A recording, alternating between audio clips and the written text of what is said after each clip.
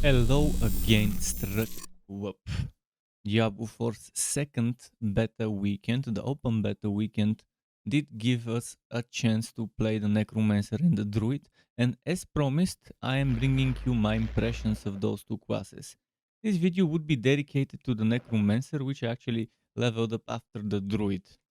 Let's talk about various things, how I felt, what my thoughts, what my impressions of the character are, the different builds I tested and setups I tested, and how I felt the classes overall while leveling up at those levels at up until level 25, how it felt without items, with items, without aspects, with aspects, and so on. So I hope you enjoyed this short video. Buckle up and let's go. Yes, there are a lot of things to talk about, but I'll try to kind of only talk about the important stuff. The Necromancer class felt very good, and I might even say a bit overpowered in the early levels and without legendary gear. The class starts with the ability to raise skeleton warriors from the very beginning, which is a massive help, especially DPS wise. The basic and core skills seemed pretty good early on, and some of them become monsters at level 25 with some awesome synergies from legendary aspects. Reap was a great skill to start leveling my Necro with, and combining that with Blight seemed like a fun combo. Eventually, after gearing up the Necro, I experimented with all sorts of stuff. Shadow, Blood, Bone, no minions, only a golem, full stack of minions, etc. Here's what I thought of various skills and setups builds, flash builds I've tried. The first synergy to build around I tested was to have Corpse Explosion be a damage over time field that persists for a while and does shadow damage over time to anyone inside it. I combined that with Blight. That made enemies take more damage while they are in the Blight area. And this was extremely fun visually, and in general it's just a nice setup to try. um so to further spice things up, I added two aspects to increase my skeletal warriors and mages by 2 each to 6 and 4 respectively. I chose the reapers with the chance to make corpses when hitting enemies, plus the shadow mages with extra hits every 6 shot, which again results in more chances to get corpses in, we'll see in a moment from what. To that I added a golem. We only could unlock the bone one during the beta, so I added him to help with taunting and made it upgrade. I upgraded for the one upgrade that creates corpses when losing 20% of its maximum life. I did try the other one that makes it a little more tanky, that gives it more of our thorns and stuff like that. But again, thorns is something that at this level didn't feel like great to build around. And I felt it would be something for later on when we have more thorns from gems and gear to take advantage of. The key thing to combine the build and make it logical were two passives alongside a few nice legendary aspects. One of those passives, Reconstitution, allowed us a chance to create corpses each time we or our minions hit that, um, and that also got doubled against bosses. That way we can always have enough corpses to work with. Why do we need that many corpses? Corpse Explosion, mostly, as well as for other things like corpse tendrils, or even if needed to raise, to re-raise, revive our skeletons. And the other important passive was Grim Harvest, which generated essence each time we consume a corpse. This allowed me to just get rid of my basic skill for essence generation and focus on corpse explosion and the other corpse consuming skills as generator, while white was the spender. With so many corpse explosion damage over time fields and corpse explosion not having a cooldown, it felt a bit too strong versus certain types of content. It was not so great on world bosses as you need to get dangerously close, plus the boss Shava moved a bit too much to rely on AoE fields, as she'll just move and no longer take hits, and then we'll need to wait for a bit for new corpses to spawn and bite the boss again. The biggest drawback against bosses was that the minions had a very very capital letter small aggro attack range versus a world boss. It could not stay. I could not stay at a safe distance and let my minions charge the world boss to generate some corpses, which is usually very doable on regular bosses as the scale on the battlefield is smaller and you're always within reasonable range for the minions to attack that boss. Whereas with the Shadow, if you want to stay away from that massive attack, or from the one that she does behind her instead of just in front the swipe, you have to constantly keep paying attention to positioning, and sometimes it will just catch you off guard on a close range setup.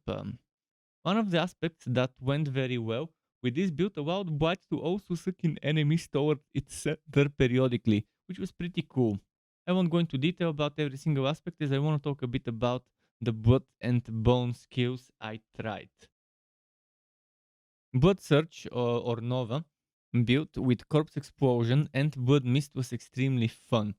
And another one that excels against most types of beta content at level 25. I did use Hemorrhage at first, but then I applied the same strategy as the Shadow build, which was using Reconstitution to generate corpses and Grim Harvest to generate essence when consuming corpses. And I felt it was better to remove the basic skill and to have the slot for either another minion, keep in mind the Golem and Skeletons each require their own skill bar slots, or a cooldown skill. The build around the item and idea behind the setup was the Explosive Mist. I didn't start with this as an idea, I was just trying to build around the Blood Nova, but eventually I get Explosive Mist, and I was like, okay, now that's pretty fun. Originally, I was planning to just spam corpse explosions without that AoE for Shadow to just keep it different than the other one. But then with Explosive Mist, it just opened up a new world of awesome. Explosive Mist is an aspect that triggers corpse explosion from nearby corpses while we are in Blood Mist form. So you go into the Blood Mist form and you start moving around where the corpses are and they start exploding, and it's a chain explosion reaction that just so spectacularly nice looking on the screen. And I really enjoyed the pleasantly disgusting visuals of those blood skills, especially the blood Nova blood search. This combined with some blood search and playing close range was exceptionally fun.